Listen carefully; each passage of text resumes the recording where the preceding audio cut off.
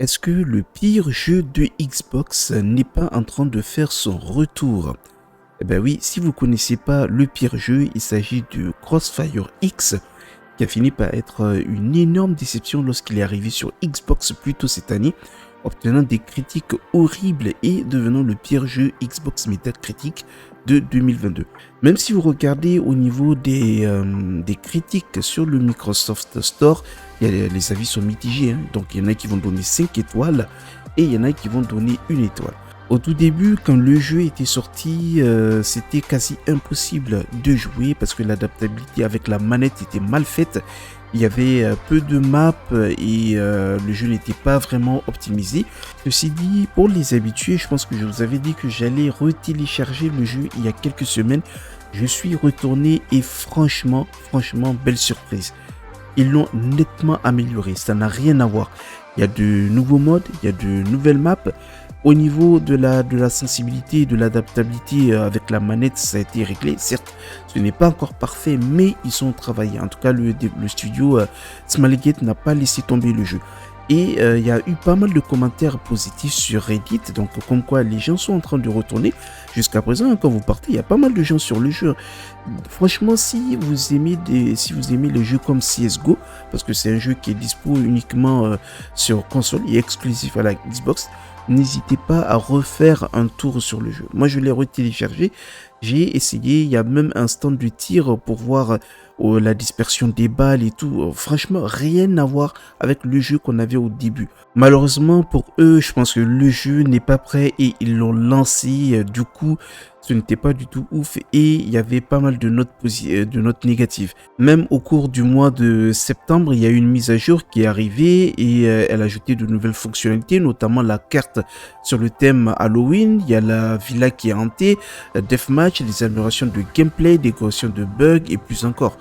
Bien sûr, comme je le disais tout à l'heure, il y a encore du taf. Même s'il y a des améliorations, le problème c'est qu'il y a des critiques d'origine qui sont négatives et qui vont porter préjudice au jeu. Et je pense qu'il y en a pas mal qui ne vont même pas y retourner parce qu'ils ont eu une mauvaise expérience. Bon, en tout cas, si c'est un jeu que vous kiffez, n'hésitez pas à y retourner pour lui redonner une chance.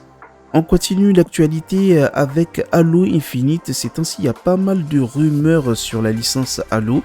Déjà, il y avait un projet non annoncé. Ensuite, il y a peut-être le Battle Royale, voilà, qui pourrait arriver. Et ces dernières 24 heures, il y a un projet de type Battle Royale connu sous le nom de Tatanka qui pourrait utiliser un nouveau moteur. En effet, Halo pourrait passer à Unreal Engine, laissant tomber Sleep Space de Halo Infinite dans le processus. Windows Central a dit dans une indication provisoire que le changement à Unreal Engine pourrait s'étendre à tout l'avenir de la franchise au-delà de Tatanka. Tatanka qui est le nouveau projet de type Battle Royale. Et donc cela pourrait être une bonne chose. En fait, les employés de 343 Industries disent que travailler avec Sleep Engine c'est très difficile, d'où les problèmes de développement en cours de Halo Infinite. Donc le fait de passer à Unreal Engine, ça va faciliter les choses.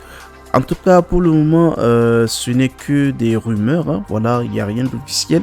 Donc il faut prendre tout cela avec des pincettes. On verra bien si ça va être annoncé officiellement ou pas. Je ne sais pas si vous vous rappelez de ce jeu, c'est Shadowline. J'y ai joué en live ici même sur cette chaîne. C'est un FPS futuriste qui a gagné en popularité sur PC depuis sa sortie en accès anticipé le mois dernier. Et depuis sa date de lancement le 8 septembre, il a eu plus de 12 000 avis d'utilisateurs sur Steam, ce qui est principalement positif.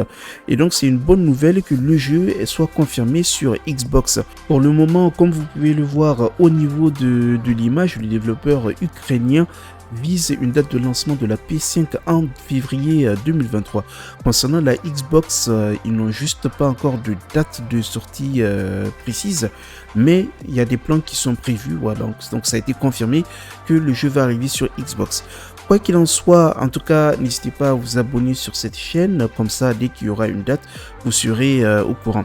Et en plus, le jeu a l'air sanglant, il est amusant à jouer, et il a même quelques éléments en PvE, y compris un mode coopératif roguelite. On va donc terminer cette vidéo avec les jeux qui vont arriver dans le Xbox Game Pass durant cette semaine. Il y aura donc 2 jeux, d'ailleurs c'est une petite surprise, mardi, c'est-à-dire aujourd'hui même le 4 octobre, il y aura Chivalry 2, donc vous allez participer à des batailles multijoueurs jusqu'à 104 joueurs sur des champs de bataille médiévaux. Si vous ne savez pas ce que c'est à peu près, en fait il faut imaginer le concept de Battlefield, mais au lieu d'une action militaire, vous engagez dans des batailles de mêlée à grande échelle qui donnerait à Game of Thrones une course pour son argent. Vous chargerez dans la bataille, complétez des objectifs et enleverez beaucoup de membres. C'est sanglant, frénétique et très amusant. C'était un jeu que j'avais joué personnellement quand il était en phase de test et c'est vrai que c'est amusant. Du coup, c'est cool qu'il soit dans le Xbox Game Pass. Ensuite, il y a Medieval Dynasty qui arrive le 6 octobre pour console next-gen seulement dans le Game Pass. Vous allez incarner un jeune homme qui a fui la guerre et qui veut prendre son destin en main. Seul, inexpérimenté et pauvre, vous allez devenir un maître de nombreuses compétences, un leader de votre communauté et le fondateur d'une dynastie prospère qui est destinée à durer et à prospérer pour les générations à venir. Se défendre contre les animaux sauvages tout en chassant pour la nourriture, la collecte de ressources et d'équipements d'artisanat, la construction d'une maison et l'érection de tout un village animé. Les hivers rigoureux et les événements inattendus mettent à l'épreuve vos compétences et votre dextérité alors que vous vous efforcerez de construire votre propre héritage. Commencez par les choses les plus simples pour votre propre survie comme la chasse, l'agriculture, ainsi que la construction d'une maison. Vous allez fonder une famille et avoir un héritier. Incitez les autres à vivre près de vous et à travailler pour vous. Érigez de nombreux autres bâtiments pour transformer votre colonie en un village dynamique et en fin de compte une dynastie prospère qui régnera pendant des générations. Prenez votre hache, votre marteau ou votre arc de chasse et fabriquez votre propre héritage. Je trouve que le jeu a l'air pas mal, en tout cas quand il sera disponible, je vais le télécharger et le tester.